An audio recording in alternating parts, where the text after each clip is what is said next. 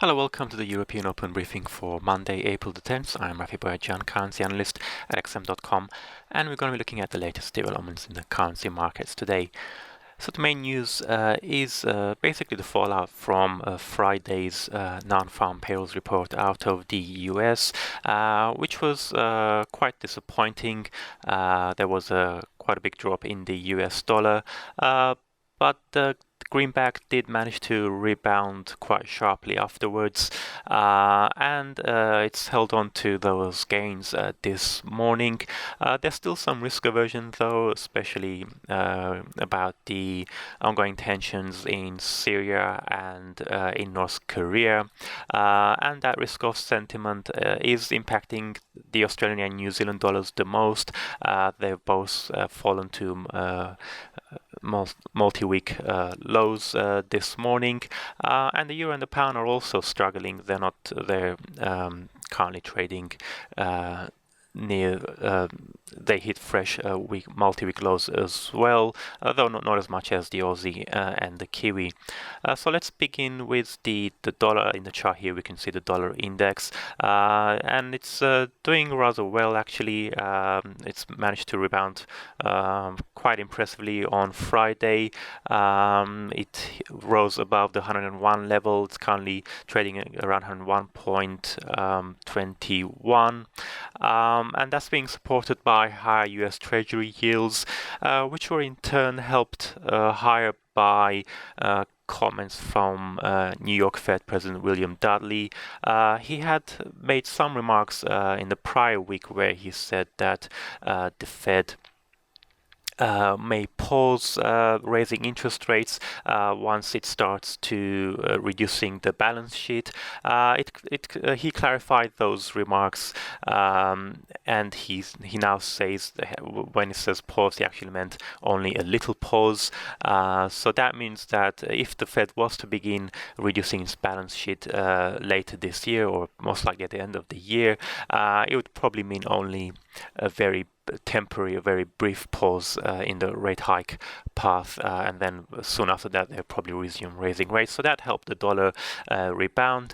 But of course, let's not forget that Friday's non-farm payrolls numbers were quite disappointing. They rose by just 98,000 in March versus expectations of 180,000. That was the lowest since May 2006, and it was also the first time since May 2006 that the number fell below the 100,000 level. The Fed considers the 100,000 level to be the required number of jobs to be created in order to keep up with population growth. But once the analysts studied the details of the report, where there was a drop both in the unemployment and in the underemployment rate to the lows since 2007, and wage growth, although it's still not as high as the Fed would like it, the average earning grew by 0.2% month on month, which was in line with expectations. So overall, the outlook remains for the US market that it continues to tighten. So that's why we saw that rebound in the greenback. Against the yen, it's also up. It's back above the 111 level. That's a 3-week, although it's still stuck within a 3-week trading range. So the reason why the dollar is seeing only limited gains against the yen is because the yen is being supported by that risk-off sentiment, which is still prevailing in the markets, mainly due to the potential escalation between the US and Russia over the conflict in Syria, and in North Korea.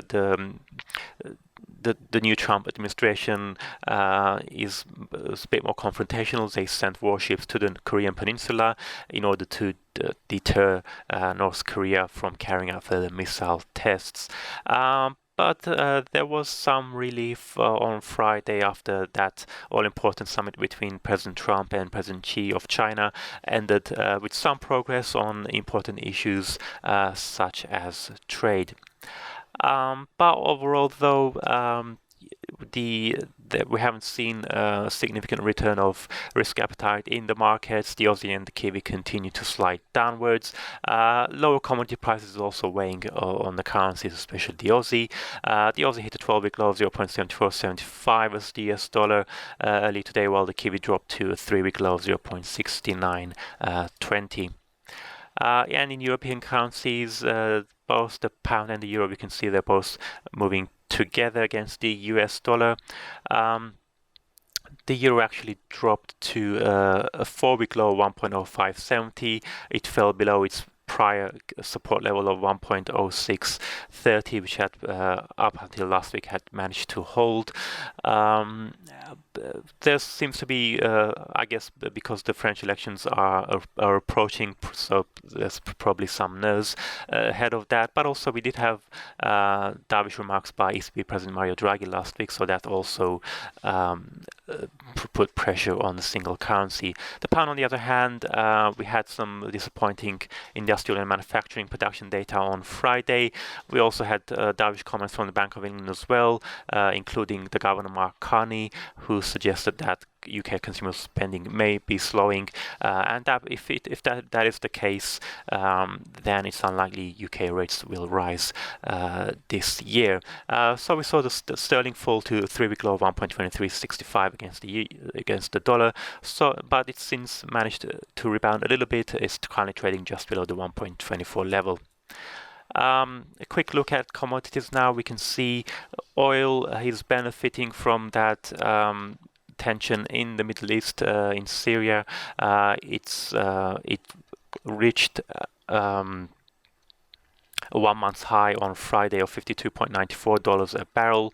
It's trading not too far below that level this morning, currently at 52.44. That's US crude. Gold, though, although it did rise sharply on Friday after the disappointing jobs data out of the US, it did reach a 5-month high, $1,270.46 an ounce. It fell back sharply soon afterwards as the dollar recovered. It has managed to find support around the 1,250 level, mainly on the back of that uncertainty from the geopolitical developments that we're seeing in recent days. And finally, a quick look at today's economic calendar. It's going to be a very quiet day. We had some housing data out of Australia, which housing finance investment, which was negative, and that potentially also undermined the Aussie as well. We had Japanese current account data, which was bigger than expected. But later in the day, the only data to watch was going to be the Eurozone Sentix Index.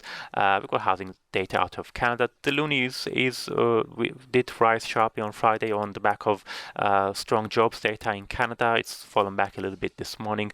We'll see how it's going to react to the housing data. But in the US, for US data, it's going to be very quiet, apart from Fed Chair Janet Yellen. She will speak at the University of Michigan, where she may comment on monetary policy. So that's something to watch as well. That's it from me. Thank you very much for watching, and have a great day.